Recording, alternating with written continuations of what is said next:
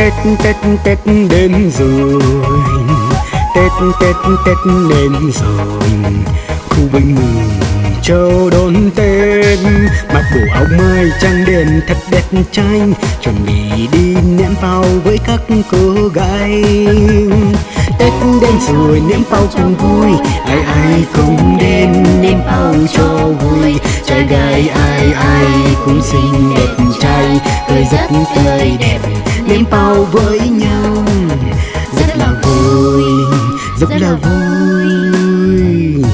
Tết Tết năm nay, Tết Tết Tết đến rồi, Tết Tết Tết đến rồi, hãy đi ném pháo với nhau.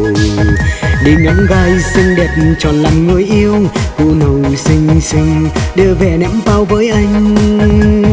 Tết đến rồi ném pháo cùng vui, ai ai cũng đến ném pháo cho vui. Trai gái ai ai cũng xinh đẹp trai, cười rất tươi đẹp, ném pháo với nhau rất là vui, rất là vui.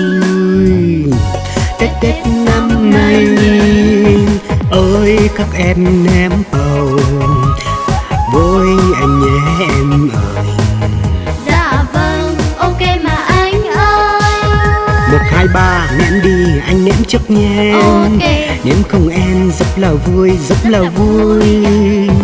Tết đến rồi ném pháo cùng vui, ai ai cũng đến ném pháo cho vui. Trai gái ai ai cũng xinh đẹp trai, cười rất tươi đẹp, ném pháo với nhau rất là vui, rất là vui.